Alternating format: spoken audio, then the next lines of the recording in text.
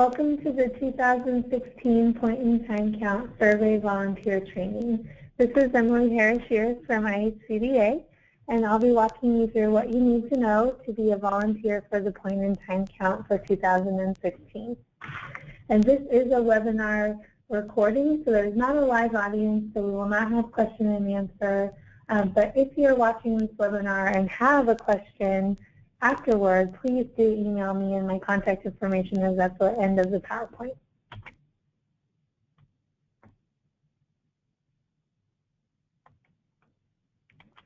All right, well, to start, I just want to really sincerely thank all of you who are volunteering for the Point in Time Count this year.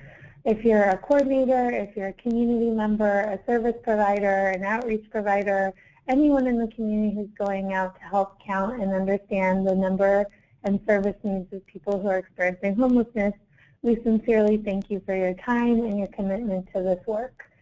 We could not do this project without all of our partners across the state, and we are very, very thankful for your commitment. All right, to get started, we're going to provide an overview of what the Point in Time is. Likely you already know since you're watching this webinar, but the Point in Time Count is an opportunity for the community to receive data on and understand the number and characteristics of people who are homeless at a point in time. So really we're getting a snapshot on one night, and that night is January 27th this year, so in 2 weeks from today. And some volunteers will be going out on the 28th to service-based or street locations, but it's really important that we're asking people uniformly, where did you sleep last night on Wednesday the 27th? And so there's been some reasonable concern or consideration about when you're really calculating that. So you can picture it as kind of two times. If you're doing it on the morning of Wednesday the 27th, you could ask someone, where did you just wake up from? Or if you're doing it on the next day, the 28th, you would ask someone, where did they sleep last night on the night of the 27th? Both are acceptable. We're looking at that full clock period, and both are acceptable, and I know that certain parts of the region or parts of the state are doing it differently based on their regional needs. And that brings me to where we're doing this count. So we are doing, for the balance of state of Indiana, which includes 90 counties, Marion County and St. Joseph County do their own counts, and the rest of us are all within one balance of state. And we've divided the balance of state into 15 regions. Each region has a designated coordinator who's responsible for organizing the details of your count. So you've likely already received emails from that coordinator or information about where you're going to go and where you're going to be conducting your count. And my role is to oversee the count from the state perspective and to support the coordinators in being ready with materials, information, and also putting the survey together. So this is just the regional map of our 14 regions plus 1 and 1A. So yes, like I said, 15 regions that cover the balance of state. And here are the point in time coordinators by region. If you are not sure who your contact is, here is the information for you. Okay, so it's important to understand who is counted on the night of the point in time. So a person who is unsheltered, who's residing in a place not meant for human habitation, such as a car, on the sidewalk, in an abandoned building, on the street, in the park, under an overpass or a bridge, or in a doorway, at a bus stop, they would be considered a person who's staying in a place not meant for human habitation. We're also counting people who are sheltered, who are residing in emergency shelters.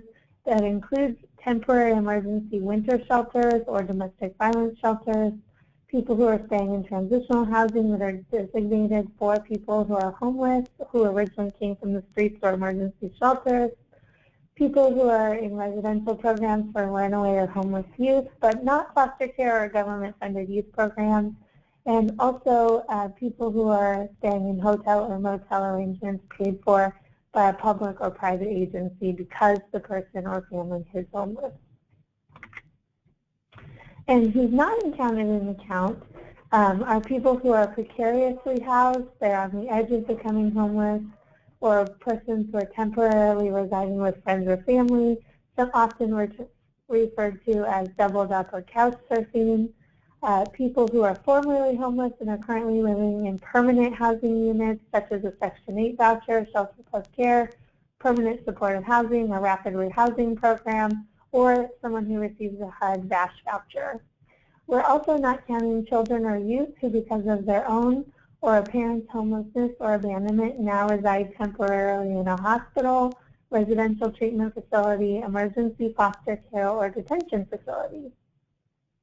And we also are not counting people who are residing in institutions, including jails, juvenile correction facilities, foster care, hospitals, or detox centers.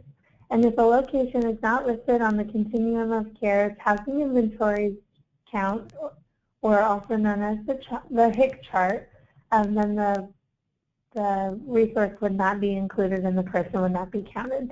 So one example that came up this year are the veteran domiciliary programs that are not designed or designated to serve homeless people. They do absolutely, people who experience homelessness do stay there, but they're not designated or designed as such, so people would not be counted in those. And that was included in HUD's guidance of changes from this year. So it's important to understand that there is a change to the definition of chronic homelessness that's going to be made effective on Friday, January 15th. And while this will not directly affect how you do the count or how you complete the survey, it's important to understand that you may have considered someone chronically homeless in previous years during the count. Based on the new definition, they may no longer be considered chronically homeless. And so we want regions to understand that so that when you're looking at your data and you see a change when we look at the data and review the data after we've collected all of it, that there may be differences, and this could be one explanation. So a person is considered chronically homeless when they live either in a place not meant for human habitation, a safe haven, an emergency shelter, or an institutional care facility where they stayed fewer than 90 days and had been living in a place not meant for human habitation, a safe haven, or emergency shelter immediately prior. They also have to have a disability.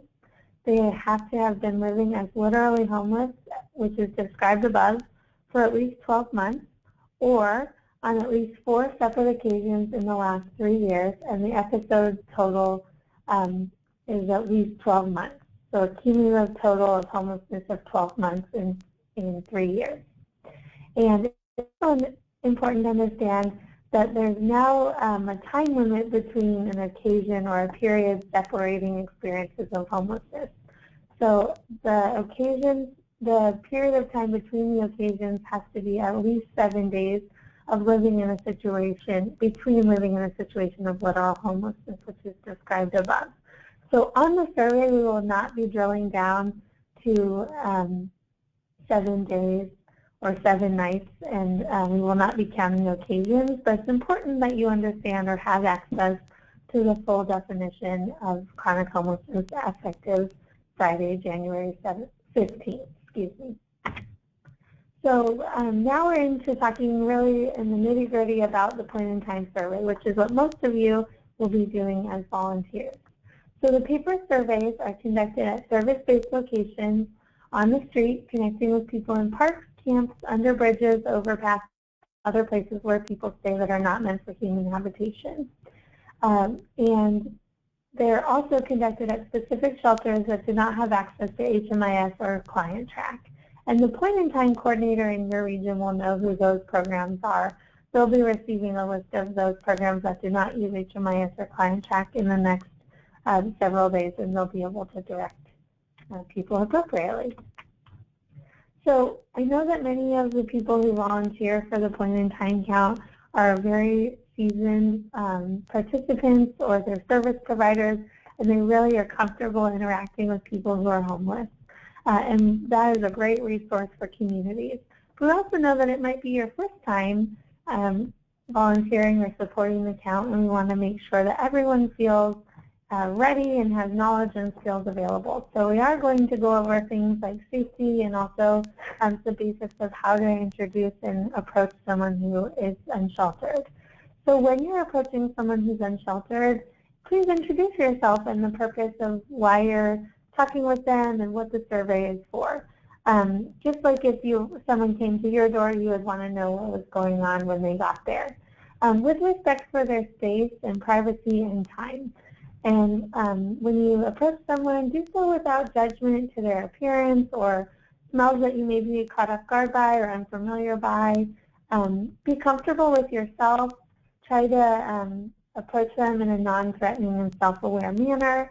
And be aware of your safety, your surroundings, and your nonverbal communication. So in your unsheltered count, what should you say? Introduce yourself and the purpose of the point in time count. Something I gave you a prompt here. I'm sure you can come up with something really great to say to people.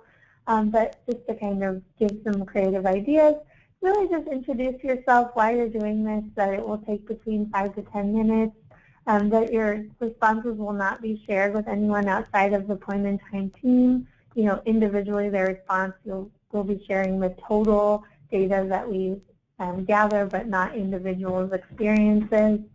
And also that we are doing this so that we can understand more about the needs of people who experience homelessness, so that we know how many people are experiencing homelessness and what they need in their housing. And then also some of the general screening questions to follow, asking someone if they've already been interviewed about their housing situation today. If they say no, you can proceed. If they say yes, then there's no point in proceeding. They've already done it and we don't need to duplicate that. And also asking where did they sleep on the night of January 27th, which I know that I've already told you once.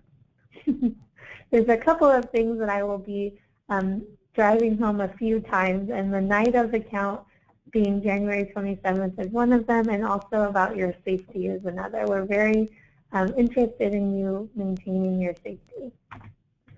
So statewide, we're working on an initiative to house veterans who are homeless within the balance of state. We're working collaboratively with partners, including the Veterans Affairs and SSVS providers and other housing providers who work with veterans, so that we can work to prevent and end homelessness among veterans. We're doing this through the creation of a by name list, which will include all veterans identified as literally homeless, so that we can quickly connect them to available resources in their region. And to do this, we're creating a master list, like I said, the by name list, and we'll need to have access to their information, which will mean we need to collect a release of information. And a really great time to do that is at the point in time, because we will be seeing veterans who are experiencing literal homelessness. We can add them to that list at that time, and hopefully soon after we'll be able to connect them to available housing resources. We're expecting that this initiative will be launching sometime in early February or in the very early spring, so we'll be able to connect people. We'll have that information, which will be relatively fresh. So if you meet a veteran who's experiencing homelessness on the night of the point in time, please ask them to complete the release of information. In the packet that gets sent out, there will also be a quick one-pager on what this release of information is for, so that you'll have more knowledge and the veteran can also read through it if they'd like, or if they're able to, and understand it as well. If the person you interview identifies that they've served on active duty in the U.S. Armed Forces or were called to active duty as a member of the National Guard, or as a reservist, please ask them to complete the ROI and attach it to your paper survey. The information shared will be utilized to connect veterans to housing resources and will be shared with a limited number of partners. Only partners who are engaged in the initiative to prevent and end veteran homelessness within this group will have access to that. We may connect people to other mainstream resources, but we would do that without giving their personal identifying information. And if they refuse to sign the release of information, please continue with the paper survey and explain that they're not mutually exclusive. You don't have to sign one to do the other.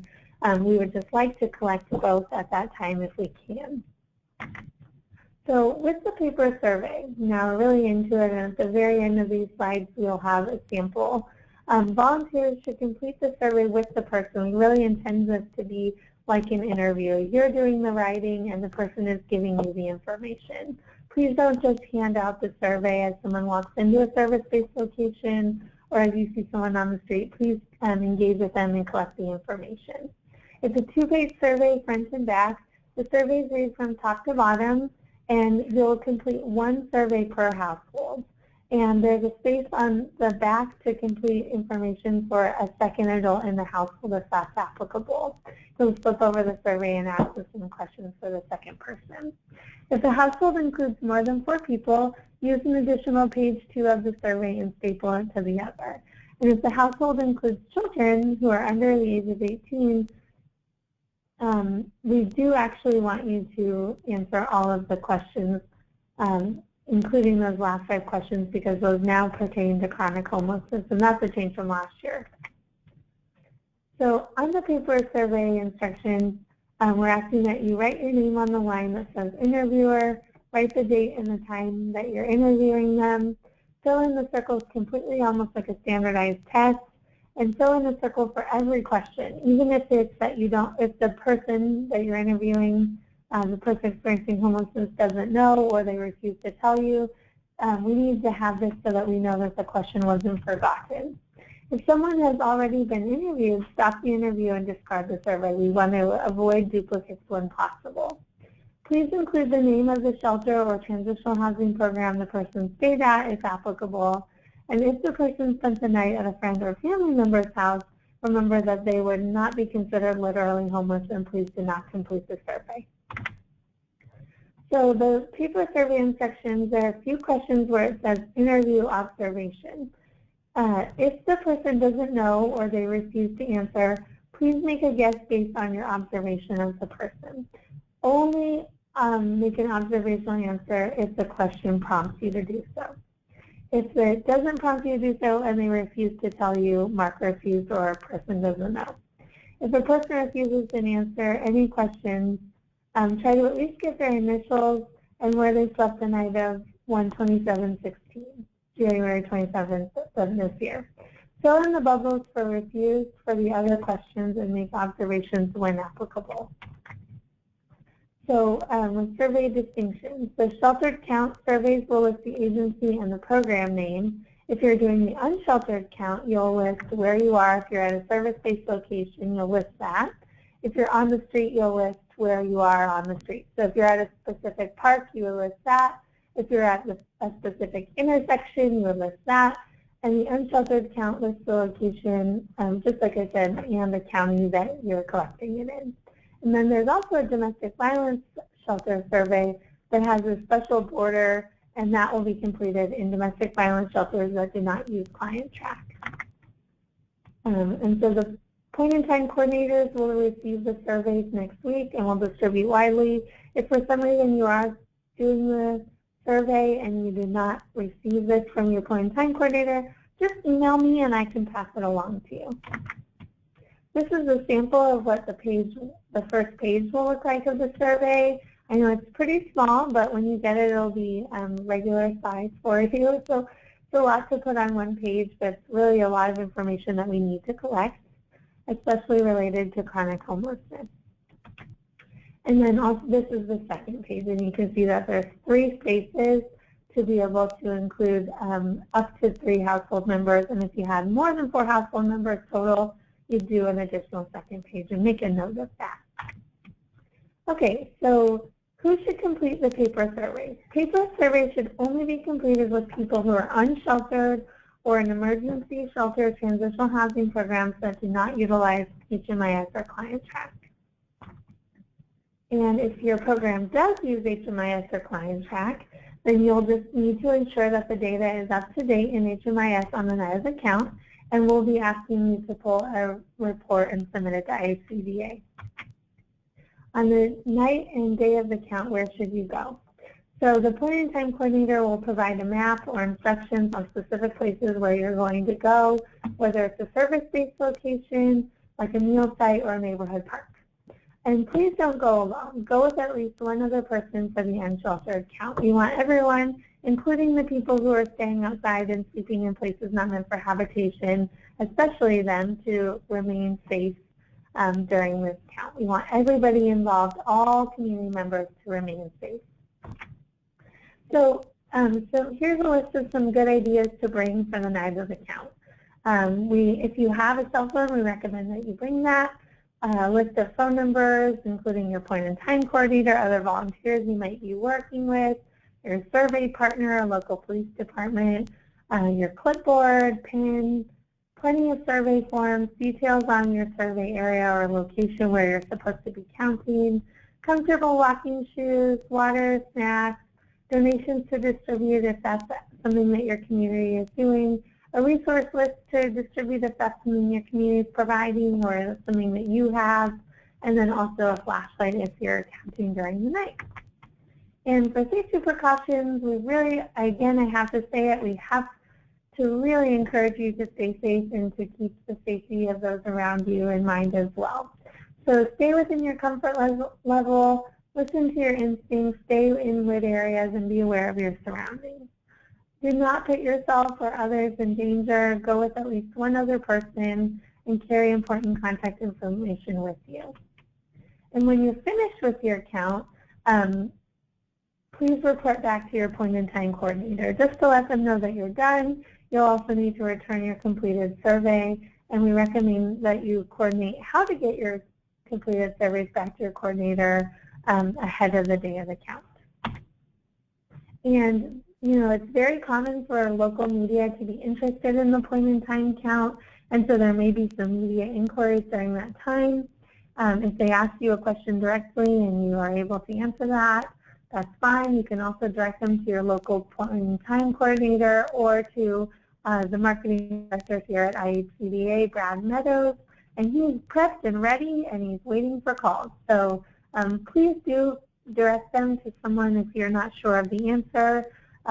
Or you're not comfortable answering. That is definitely okay, and we are ready to answer those questions.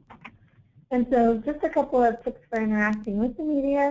Please don't share the identifying information of persons experiencing homelessness that you're meeting or interviewing. Keep personal stories that have been shared with you by people you've interviewed vague. Don't disclose specific locations of where people are staying.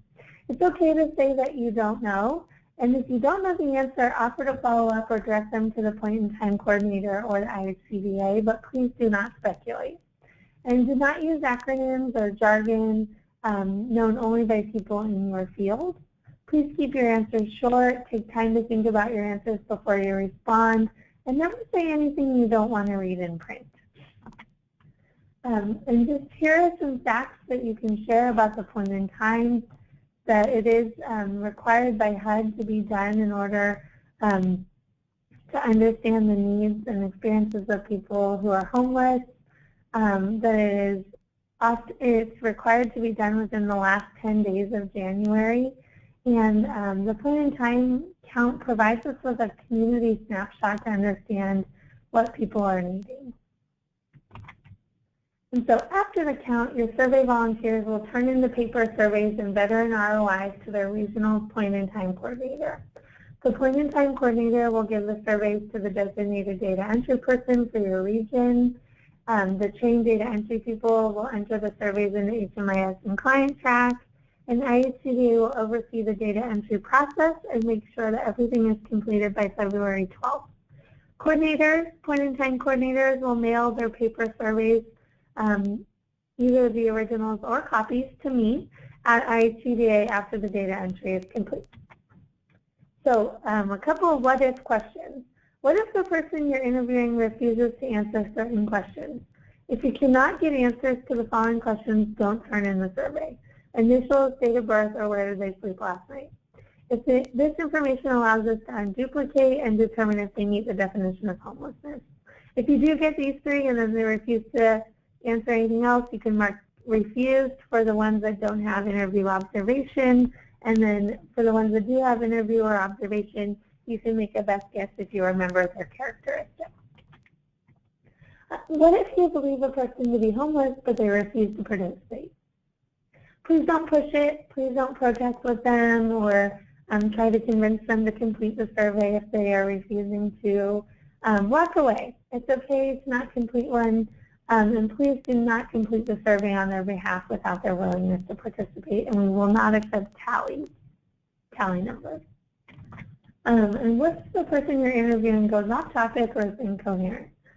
Be patient, and it's also probably early in the morning or late at night, so be aware of that and cognizant of that. Try to refocus them or reframe questions. Reword questions into yes or no prompts if that's easier for people. What if the person you're interviewing asks you for resources that you don't have? Direct people to known resource providers in your community who may be able to meet their needs. Consider bringing a basic resource list of business cards with you to distribute.